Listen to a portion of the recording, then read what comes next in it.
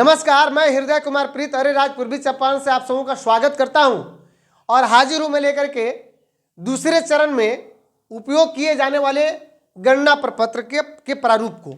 ये देख सकते हैं आप, ये गणना प्रपत्र का एक प्रारूप है और इस पर मैंने कुछ नोट किया हुआ है बहुत सारी चीज़ें कि ये गणना प्रपत्र का जो प्रारूप है इसको और नज़दीक से आप सबों को दिखा देना चाहूँगा कि ये गणना प्रपत्र का प्रारूप है और ये गणना प्रपत्र का प्रारूप इसके आपको 4 भाग हैं। कौन कौन सा भाग? तो ऊपर वाला जो भाग है यह लोकेशन विवरणी है। क्या है? लोकेशन विवरणी है।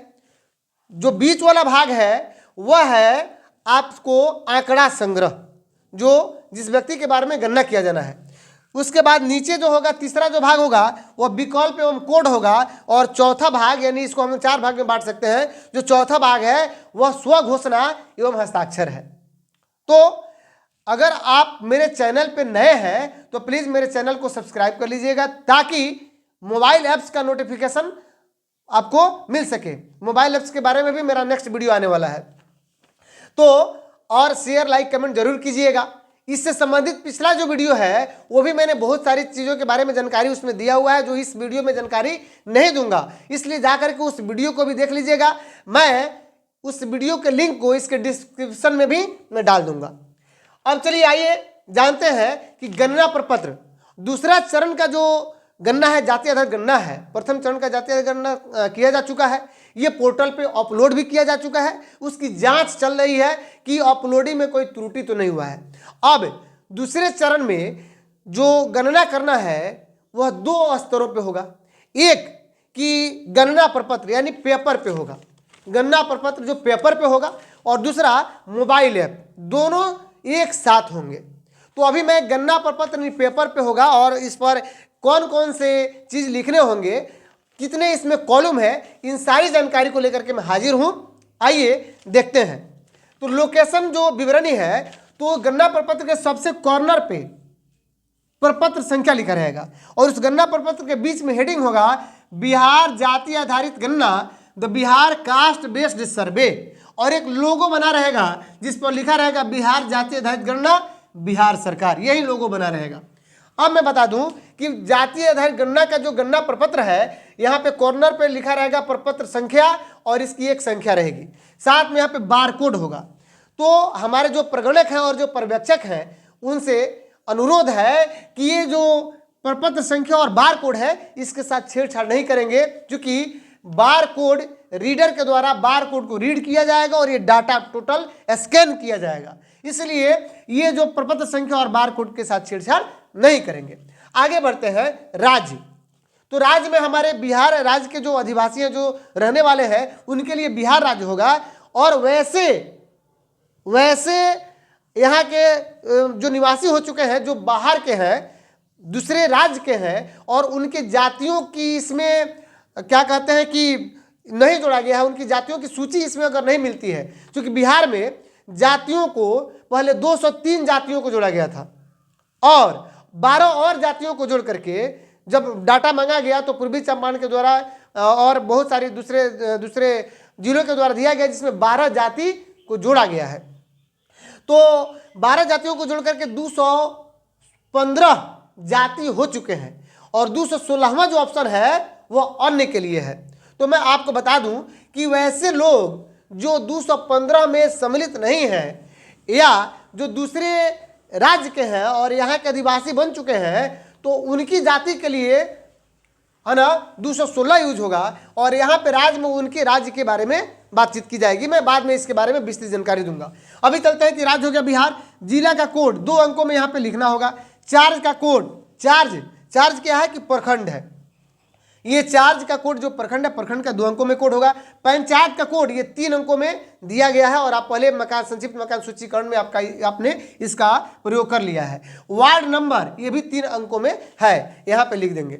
गणना ब्लॉक नंबर, आपको जो गणना ब्लॉक दिया गया है वो भी 3 डिजिट में यहाँ पे लिख देना है। उप गणना ब्लॉक ये भी लिखना है। अब आते हैं कि मकान सूचीकरण सूची के अनुसार, चूंकि ये सब पोर्टल पर जो अपलोड हो जाएगा और आपको मिलेगा उसके हार्ड कॉपी भी और ऐप पर भी, तो उसमें भवन संख्या यहाँ लिख देना है, जिस व्यक्ति के बारे में आप गणना करने जा रहे हैं, जिस परिवार के बारे में। और एक परिवार के लिए मैं बता दूं कि एक ही गणना पत्र मिलेगा और उस परिवार में अधिकतम सदस्यों की संख्या 15 होगी।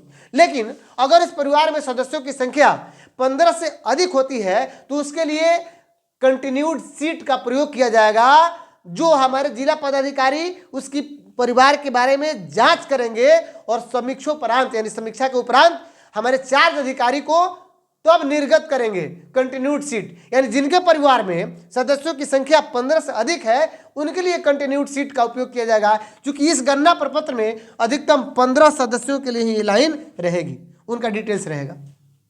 तो एक बात हो गई। तो भवन संख्या, मकान संख्या, और मकान संख्या भी 3 डिजिट में हो गया। परिवार का क्रम संख्या, परिवार का क्रम संख्या भी यहाँ पे 2 डिजिट में दिया हुआ है। परिवार में कुल सदस्यों की संख्या यहाँ पे लिखा गया है।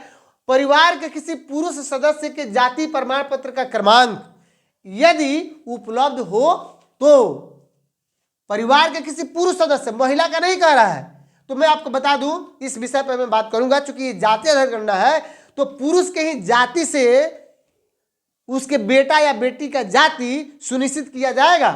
तो पुरुष के ही किसी, अगर परिवार के किसी पुरुष का जाति प्रमाण पत्र बना है तो यहां पे उसको हम लिख देंगे। आगे गांव मोहल्ला का नाम यहाँ पे लिखेंगे, पिन कोड डाल देंगे। जैसे अगर हम यहाँ उज्जैन लोहियार गायघाट में रहते हैं तो 845437, या अगर पिपरा में रहते हैं तो 845419। अब वर्तमान पता, यहाँ गांव मोहल्ला का पता का नाम, गांव मोहल्ला के नाम के साथ साथ वर्तमान पता, पिन कोड डाल दिए। राशन कार्ड संख्या, तो हमारे जो बीपीएल के जो लाभुक हैं, बिलो पॉवर्टी लाइन के जो लोग हैं, उनको राशन कार्ड बना हुआ है, तो अगर निर्गत हो तो उसकी संख्या यहाँ पे हम डाल देंगे। दूसरी चीज कि इसमें कौन कौन से क्रमांक हैं, तो परिवार के सदस्य का पूरा नाम कैसे लिखेंगे, पिता पति का नाम, परिवार के, तीसरा नंबर क्वेश्चन नंबर 3 है कि परिवार के प्रधान से संबंध, क्वेश्चन नंबर 4 है आयु वर्षों में, क्वेश्चन नंबर 5 है लिंग, क्वेश्चन नंबर 6 है वैवाहिक स्थिति, 7 है धर्म, जाति, और 8 है जाति का नाम एवं कोड। और सबका अलग अलग दिया गया है। जाति का नाम एवं कोड के लिए यहाँ पे जाति का नाम लिखेंगे और यहाँ 3 कोड लिखेंगे। शैक्षणिक योग्यता, ये भी 2 खाना में है, इसका भी कोड लिखेंगे। कार्यकलाप, इसका भी कोड लिखेंगे। आवासीय स्थिति, आवासीय अस्थायी प्रवासीय स्थिति, कंप्यूटर या लैपटॉप, मोटरयान, कृषि भूमि, आवासीय भूमि, सभी स्रोतों से मासिक आय, और अगर आधार संख्या अगर देता है स्वेच्छा से तो उसकी संख्या भी हम इसमें आधार संख्या को अंकित करेंगे। तो मैं आपको बता दूं कि आधार संख्या भी इसमें हम अंकित करेंगे, उसके लिए भी कोड बने हुए हैं। तो अब इसमें देखना है कि इसके लिए सब कौन कौन से कोड होंगे। तो मैं बता दूं कि इसमें 17 तरह के प्रश्न हैं और 17 तरह के प्रश्नों में 15 के प्रश्नों का जो कोड है या उनका यहाँ विकल्प एवं कोड में दिया गया है। लेकिन 2 जो हमारे प्रश्न है, कॉलम क्वेश्चन नंबर 8 जाति का नाम एवं कोड, और क्वेश्चन नंबर 9 है वो शैक्षणिक योग्यता, इसके लिए अलग से आपको कोड डायरेक्टरी दी जाएगी।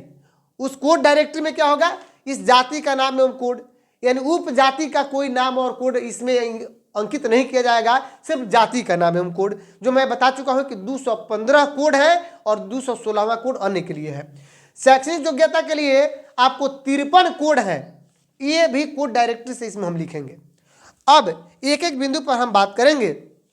आज का वीडियो लंबा हो सकता है, आप इस वीडियो पे अंत तक बने रहें ताकि आप जाति आधार गणना का आप प्रगणक है या पर्यवेक्षक का काम करने जा रहे हैं तो विस्तृत जानकारी आपको प्राप्त हो सके। सबसे पहले मैं बता दूं कि जाति आधार गणना को हम ब्लैक बॉल पॉइंट से उसमें जो भी अंकित करेंगे वो लिखेंगे, किसमें, ब्लैक बॉल पॉइंट से।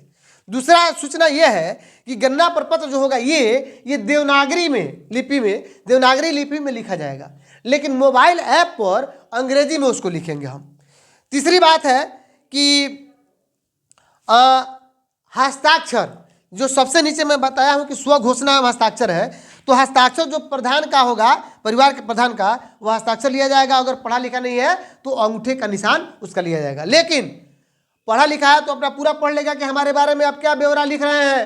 लेकिन अगर अनपढ़ है तो उसको आपको पढ़ के सुनाना होगा और तब आप अंगूठे का निशान यहाँ पे लीजिएगा। उसी तरह प्रगणक का हस्ताक्षर यहाँ और दिनांक सहित होगा, पर्यवेक्षक का हस्ताक्षर और दिनांक सहित होगा। तो हमारे परिवार के प्रधान का हस्ताक्षर भी या अंगूठा का निशान भी दिनांक सहित यहाँ पे होगा और परिवार के प्रधान की क्रम संख्या भी यहाँ पे लिखनी होगी। तो जो मुख्य बातें हैं पहले मैं बता दे रहा हूँ, उसके बाद इस पर विशेष हम डिटेल से हम लोग चर्चा करेंगे। देखिए, परिवार का मतलब यह है कि एक ही रसोई से, है ना, जो खाना बनता है उस परिवार के सभी सदस्य अगर खाते हैं तो उस परिवार के वो सदस्य हैं, ठीक है। और परिवार के प्रधान का अर्थ यह है, ये जरूरी नहीं कि परिवार का प्रधान बूढ़ा व्यक्ति ही हो, ये जरूरी नहीं कि परिवार का प्रधान बहुत अधिक कमाने वाला ही हो। अरे परिवार का प्रधान एक जुआ भी हो सकता है, परिवार का प्रधान नहीं कमाने वाला भी हो सकता है, और परिवार के प्रधान का क्रमांक संख्या जो है 1 2 3 लिखेंगे, ये जरूरी नहीं कि उसका क्रमांक संख्या 1 ही हो, क्योंकि परिवार का प्रधान वो हो सकता है जो परिवार के जो सही या गलत जो निर्णय वो लेता है, जो जिसके ऊपर जिम्मेवारी है, जिम्मेदारी है, जो अपने घरेलू फैसलों को लेता है, जो सारी घर में व्यवस्थाओं का प्रबंध करता है, खाने पीने की वस्तुओं से लेकर के रहन सहन की जितनी सारी वस्तुएं हैं उनकी वो प्रबंध करता है, वही परिवार का प्रधान होता है। तो ये जो बातें हैं, अब मैं बता दूं कि ये सब जो बॉक्स बने हुए हैं चौकोर, इस बॉक्स में हम डाटा को इस तरह से लिखेंगे, जैसे कि मान लीजिए ये बॉक्स बना हुआ है पिन कोड, तो अगर लिखेंगे तो कैसे लिखेंगे, ध्यान देंगे, ये बीच में 8 4 5 4 1 और 9, मैंने जितना लिखा है इसमें कहीं से चौकोर, ये जो चारों तरफ चौकोर में कहीं ये टच नहीं किया है, यानी डिजिट टच नहीं करे, ये ध्यान रखेंगे। ये जितना है उसमें कहीं से कहीं कोई डिजिट टच नहीं करे, इस बात का हम ध्यान रखेंगे। और आपको मैं बता दूं कि ये जो मोबाइल ऐप पर जो होगा, वो मोबाइल ऐप पर BIG, है ना, बिजागा नाम से मोबाइल ऐप आएगा, यानी बी से BI बिहार जाति आधारित गणना ऐप, यही आएगा और उसी पे आपको करना होगा। अगर आपने इसको स्क्रीनशॉट नहीं किया है तो प्लीज इसको स्क्रीनशॉट कर लीजिए, ताकि मैं ऊपर की चीजों को मिटाने वाला हूं और आगे बढ़ता हूं।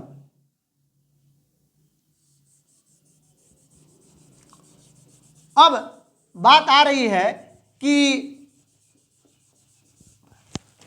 इसकी कुछ और मुख्य बातें बता दूं ऐप की, कि मोबाइल ऐप में क्या करेंगे, मोबाइल नंबर हम लॉगिन करेंगे और OTP हमें प्राप्त होगा। ऐप की बात कर रहा हूं, थोड़ी बहुत उसकी समझ दे रहा हूं, और जिससे फर्स्ट टाइम लॉगिन होगा और उसके बाद आप चाहें तो पासवर्ड बदल सकते हैं।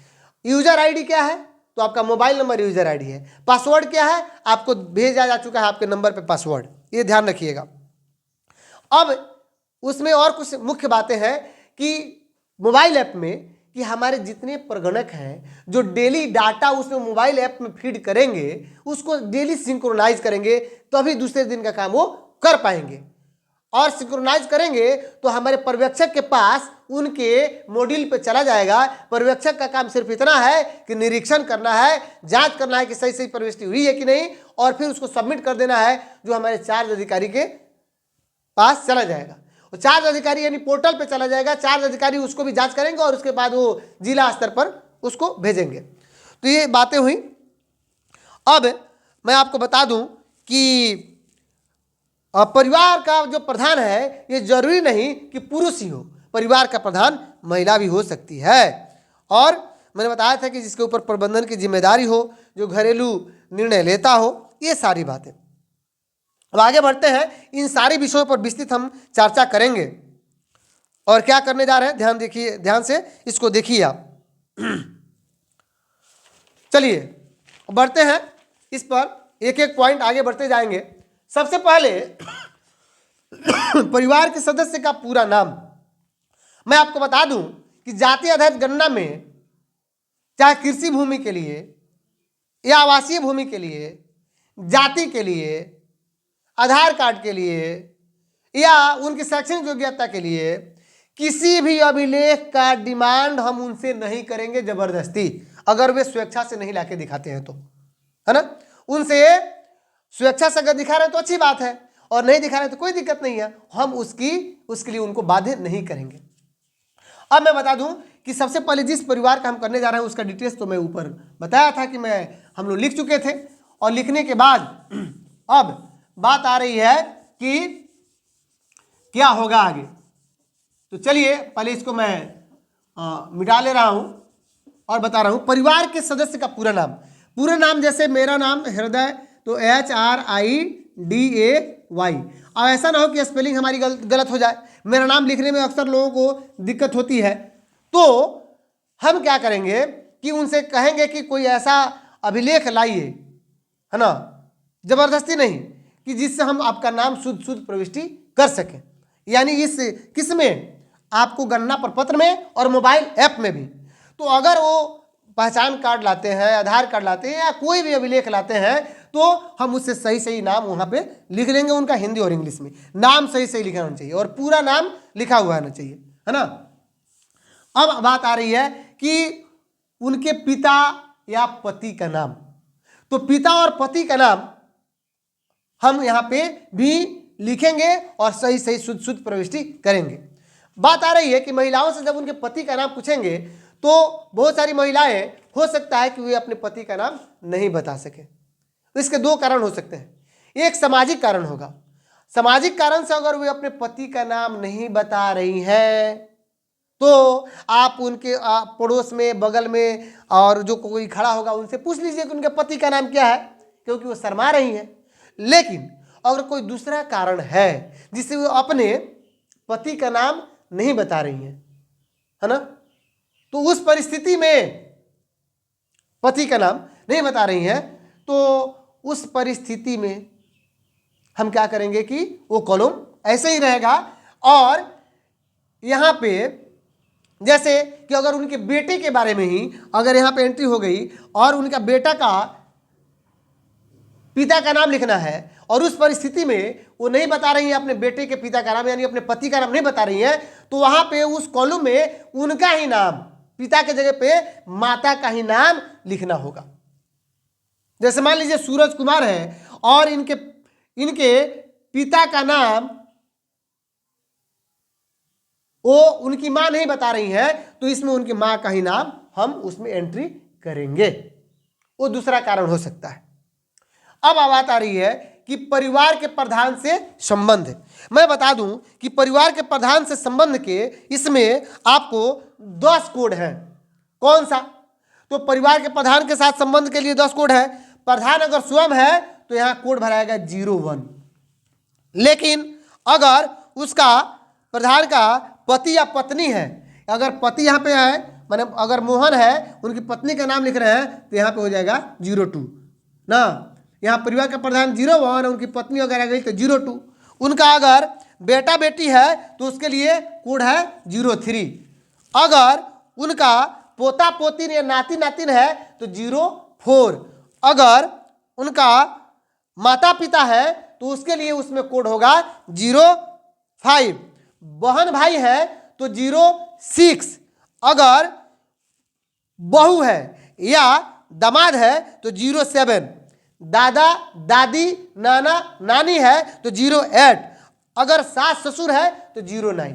अब बात आ रही है कि अगर ये परिवार में सास ससुर या दादा दादी नाना नानी भी अगर एक ही जगह रह रहे हैं तो क्यों रह रहे हैं? क्योंकि उनका खर्च परिवार का प्रधान उठा रहा है और एक ही रसोई से हो रहा है, तो उनकी गिनती यहाँ पे होगी। लेकिन बात आ रही है कि अगर उनकी बेटी है और उसकी शादी हो चुकी है तो उसकी गिनती, जहाँ विवाहित है उसकी जहाँ विवाह हुआ है वहाँ पे उसकी गिनती होनी चाहिए नियमानुसार। लेकिन अगर वो बाध्य करते हैं कि यहाँ पे करने के लिए, उस परिस्थिति में भी यहाँ पे होगा अगर रहते हैं परमानेंट तो। और ध्यान रहे कि उनसे चूंकि घोषणा भी भरवाना है कि हम 2 जगह एंट्री नहीं कराए हैं, तो अगर उनकी बेटी का एंट्री अगर यहाँ पे करा लेते हैं, वहाँ भी हो जा रहा है, तो घोषणा करना है कि मैं घोषणा करता या करती हूँ कि मेरे द्वारा पूरे परिवार के संबंध में उपरोक्त सूचना दी गई है कि वह मेरी जानकारी और विश्वास में सत्य है और इसमें से किसी सदस्य की गणना अन्यत्र नहीं कराई गई है। अगर वे डबल एंट्री करा रहे हैं तो उसके जिम्मेदार खुद हैं और उनके ऊपर कार्रवाई होगी। अगर हमारे प्रगणों को लगता है कि वो गलत सूचना दे रहे हैं तो उनको कहिए कि घोषणा पढ़ लीजिए, क्योंकि आप घोषणा से आपको बंधा जा रहा है, आपके ऊपर कार्रवाई हो सकती है। तो इस तरह की बातें हो गई कि अब बात आ रही है कि कुछ ऐसे भी हमारे रिलेशन होते हैं। कौन सा रिलेशन होते हैं? जैसे मैं आपको बता दूं कि वो रिलेशन होते हैं, वो रिलेशन होता है आपको देवर भाभी भावे का, साला का साली का, सोरहज का भगना का भगनी का, है ना, भतीजा का भतीजी का। वो भी अगर परिवार के उस मुखिया के ऊपर निर्भर है, उस परिस्थिति में कॉलम उनका हो जाएगा 10। इतने लोगों का जिनका नाम मैंने बताया। अब बात आ रही है इसके पहले मैंने इसमें बताया था कि अगर पिता या पति जिंदा है तो उसके लिए स्वर्गीय यूज करेंगे, सॉरी जिंदा है तब तो श्री यूज होगा, जिंदा है तो कोई दिक्कत नहीं है। लेकिन अगर मर गए हैं, वो मर गए चुके हैं, तो उनके लिए स्वर्गीय यूज करना है, स्वर्गीय या मरहूम। क्या यूज करना है? स्वर्गीय या मरहूम यूज करना है। चूंकि अगर नाम यहाँ पे लिखाया, मान लीजिए कि मोहन महतो और उनके पिता मर चुके हैं सोहन महतो, तो स्वर्गीय सोहन महतो। अगर यहाँ पे जमाल अख्तर हैं और उनके पिता अब्दुल कलाम मर चुके हैं तो यहाँ लिखेंगे मरहूम अब्दुल कलाम। तो ये बातें हैं। अब हम लोग पहुँच गए थे परिवार के प्रधान के संबंध बता चुका था। आयु वर्षों में, आयु के लिए कोई हम सर्टिफिकेट का डिमांड नहीं करेंगे कि आप आयु के लिए दिखाइए, जन्म प्रमाण पत्र दिखाइए, आधार कार्ड दिखाइए, और वर्ष में एग्जैक्ट कोई तिथि नहीं। जैसे कितना वर्ष है, 5 साल, 10 साल, 20 साल, 25 साल। यहाँ पे 2 खंड बने हुए हैं, यानी कितने वर्ष उसकी उम्र है। यहाँ पे 2 खंडों में, सॉरी 3 खंड बना हुआ है, 1, 2, 3। कोई हो सकता है कि 110 साल का हो सकता है कोई 105 साल का हो, तो इसलिए 3 खंड है। अब आगे बढ़ते हैं लिंग के बारे में। लिंग के बारे में क्या है कि लिंग इसमें के 3 कोड है। अगर पुरुष है तो 01, लिंग में अगर पुरुष है तो 01, स्त्री है तो 02, लेकिन अगर हिजड़ा है, किन्नर है, कोथी है, तो उसके लिए उसका हम लिंग 03 यहाँ पे देंगे और उस व्यक्ति से पूछ के लिखेंगे। और लिंग को गोपनीय रखना है। अब ये नहीं कि हम पूछ लिए, हो सकता है कोई हिजड़ा हो या किन्नर हो, वो अपना लिखा दिया कि मेरा 03 है, तो इसको सार्वजनिक नहीं करना है, बताना नहीं है किसी को। और ये लिंग उस व्यक्ति यानी इस परिवार में अगर 15 सदस्य हैं या 10 या 12 सदस्य हैं, तो वो जो व्यक्ति कह रहा है उसी के कथनानुसार, उसी के कहने के अनुसार हम यहाँ पे लिंग को, यहाँ पे उसके कोड को, सही कोड लिखेंगे। परिवार अगर कहता है तो उसके हिसाब से नहीं, अगर व्यक्ति कह रहा है कि हमारा लिंग का कोड हम यही है, स्त्री है या पुरुष है या किन्नर है या हिजड़ा है, तो उसका कोड इसमें डालेंगे। अब बात आ गई कि ये लिंग उसके व्यक्ति के स्वेच्छा के आधार पर होगी। अब बात आ रही है कि आगे वैवाहिक स्थिति। और वैवाहिक स्थिति में, हमारे वैवाहिक स्थिति के लिए आप देखिए 5 कोड बने हुए हैं। कौन कौन सा 5 कोड है? तो अगर अविवाहित है तो उसमें कोड होगा 01, है ना।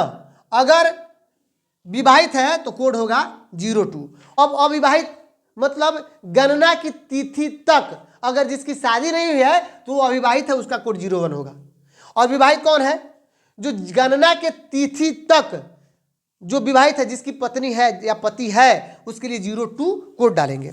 अब बात आ रही है कि वर्तमान में विवाहित 02 होगा।